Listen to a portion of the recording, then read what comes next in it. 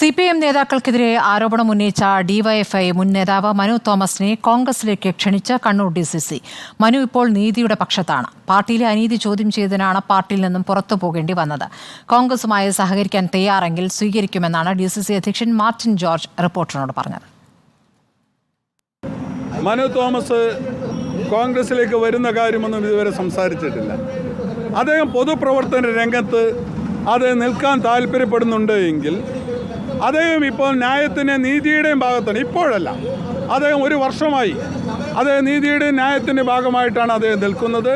അദ്ദേഹം കോൺഗ്രസിൽ വരാൻ താല്പര്യപ്പെട്ടാൽ ഇതൊരു ജനാധിപത്യ മതേതരത്വ പാർട്ടിയാണ്. ഈ പ്രസ്ഥാനത്തിലേക്ക് വരാൻ വേണ്ടി മനു തോമസ് ആഗ്രഹിക്കുന്നുണ്ടെങ്കിൽ ഉന്നത നേതൃത്വവുമായി ആലോചിച്ച് അദ്ദേഹത്തെ കോൺഗ്രസിലേക്ക് സ്വാഗതം ചെയ്യും. അർജുൻ കല്യാട് വിവരങ്ങൾ നൽകുന്നു. അർജുൻ, ഇപ്പോൾ DCC പ്രസിഡന്റ് പ്രതികരണമാണ് കണ്ടത്. മനു തോമസിനെ കോൺഗ്രസിലേക്ക് ക്ഷണിക്കുന്നു. നേരത്തെ AP അബ്ദുള്ളക്കുട്ടി BJPയിലേക്കും ക്ഷണിച്ചു എന്നുള്ള വിവരങ്ങൾ വരുന്നുണ്ട്. അപ്പോൾ വിവിധ രാഷ്ട്രീയ പാർട്ടികൾ മനു തോമസിനെ അങ്ങോട്ട് ക്ഷണിക്കുകയാണ്. എന്താണ് അദ്ദേഹത്തിന്റെ നിലപാട്? മനു തോമസ് എന്തായാലും ഇക്കാര്യവുമായി ബന്ധപ്പെട്ടുകൊണ്ട് വിവിധ രാഷ്ട്രീയ പാർട്ടികളുടെ ക്ഷണം സ്വീകരിച്ചുകൊണ്ട് പോകുന്ന കാര്യത്തിൽ ഒരു വ്യക്തത വരുത്തിയിട്ടില്ല. എന്തായാലും വിവിധ രാഷ്ട്രീയ കക്ഷികൾ മനു തോമസിനെ പാർട്ടിയിലേക്ക് സ്വാഗതം ചെയ്യുകയാണ്.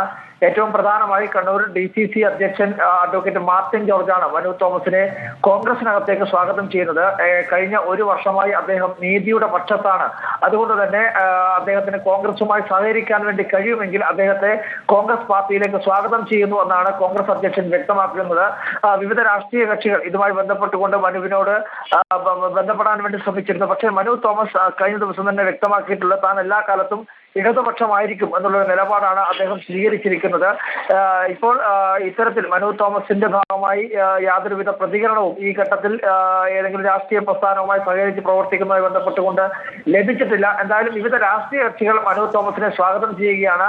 കണ്ണൂരിൽ P. ജയരാജനെതിരെ CPIനെതിരെ പോരാടുന്നതിന് വേണ്ടി മനു തോമസിനെ ഏതെങ്കിലും ഒരു രാഷ്ട്രീയ കോൺഗ്രസ് ആയിക്കോട്ടെ BJP ആയിക്കോട്ടെ അങ്ങനെ എത്തിച്ചു കഴിഞ്ഞാൽ അത് വലിയ തോതിലുള്ള ഒരു മുന്നേറ്റം അവർക്കുണ്ടാകുമെന്നുള്ള ഒരു പ്രതീക്ഷയാണ് ഇത്തരത്തിൽ മനു തോമസിനെ സ്വാഗതം ചെയ്യുന്നതിലൂടെ കോൺഗ്രസും അതുപോലെ തന്നെ BJP ഉൾപ്പെടെ രാഷ്ട്രീയ കക്ഷികൾ ഉദ്ദേശിക്കുന്നത്. എന്തായാലും കോൺഗ്രസിന്റെ ഭാഗമായി DCC അധ്യക്ഷൻ അഡ്വക്കേറ്റ് മാർട്ടിൻ ജോർജാണ് ഇപ്പോൾ മനു തോമസിനെ സ്വാഗതം ചെയ്തിരിക്കുന്നത്. കഴിഞ്ഞ ഒരു വർഷമായി അദ്ദേഹം നീതിയുടെ പക്ഷത്താണ്. അതുകൊണ്ട് തന്നെ കോൺഗ്രസുമായി സഹകരിക്കാൻ വേണ്ടി കഴിയുമെങ്കിൽ അദ്ദേഹത്തെ സഹകരിപ്പിച്ച് പ്രവർത്തിക്കാൻ തയ്യാറാണ് എന്നുള്ള കാര്യമാണ് DCC അധ്യക്ഷൻ മാർട്ടിൻ ജോർജ് വ്യക്തമാക്കുന്നത്. അർജുൻ, ഇപ്പോൾ ഈ മനു തോമസ് ഉന്നയിച്ച വിഷയങ്ങളിൽ ഇപ്പോൾ കൂടുതൽ കാര്യങ്ങൾ പിന്നീട് സംഭവിച്ചല്ലോ. MV ജയരാജൻ വാർത്താ സമ്മേളനം നടത്തിയ ശേഷമാണ് P. ജയരാജന്റെ ഫേസ്ബുക്ക് പോസ്റ്റ്, പിന്നീട് കൊട്ടേഷൻ സംഘങ്ങളുടെ പാർട്ടിയെ പ്രതിരോധിച്ചുകൊണ്ടുള്ള പ്രതികരണങ്ങൾ അടക്കം പുറത്തു വന്നു. ഇപ്പോൾ MV ജയരാജനോ പാർട്ടി ഔദ്യോഗിക നേതൃത്വമോ ഇക്കാര്യത്തിൽ പ്രതികരിക്കാൻ തയ്യാറുണ്ടോ? സ്മൃതി, അതായത് ഈ കാര്യവുമായി ബന്ധപ്പെട്ടുകൊണ്ട് യാതൊരുവിധ പ്രതികരണത്തിനും പാർട്ടി നേതൃത്വം തയ്യാറാവുന്നില്ല എന്നത് തന്നെയാണ് നമ്മൾ മനസ്സിലാക്കുന്നത്. നിരന്തരമായി ഇതുമായി ബന്ധപ്പെട്ടുകൊണ്ട് ഒരു വ്യക്തത വരുത്തേണ്ടത് പാർട്ടിയുടെ കൂടി ബാധ്യതയാണ് എന്ന് ജില്ലാ സെക്രട്ടറി MV ജയരാജനോട് ഉൾപ്പെടെ നമ്മൾ പ്രതികരണം തേടിയതുമാണ്. പക്ഷേ ഈ ഘട്ടത്തിൽ, അതായത് കഴിഞ്ഞ ദിവസം നടത്തിയ പത്രസമ്മേളനത്തിലുപരിയായി ഒന്നും ഈ ഘട്ടത്തിൽ പറയാനില്ല എന്ന കാര്യമാണ് അദ്ദേഹം പറയുന്നത്.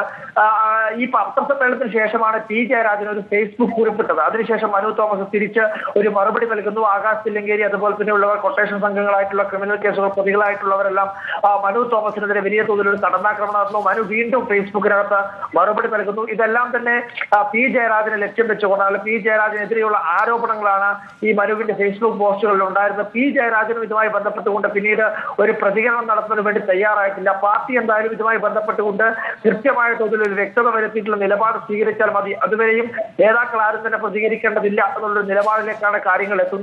MV ജയരാജൻ ജില്ലാ സെക്രട്ടറി അതുപോലെ തന്നെ സംസ്ഥാന സമിതി അംഗം P. ജയരാജൻ ഉൾപ്പെടെയുള്ള നേതാക്കൾ ഇതുമായി ബന്ധപ്പെട്ടുകൊണ്ട് യാതൊരുവിധ പ്രതികരണവും നടത്താൻ വേണ്ടി ഈ ഘട്ടത്തിൽ തയ്യാറാവുന്നില്ല എന്നതാണ് ഏറ്റവും പ്രധാനം. P. ജയരാജനോട് ചോദിച്ചപ്പോൾ ഫേസ്ബുക്കിൽ പറയാനുള്ളത് പറഞ്ഞിട്ടുണ്ട്, അതിനപ്പുറത്ത് മറ്റു കാര്യങ്ങളൊന്നും തന്നെ പറയാനില്ല.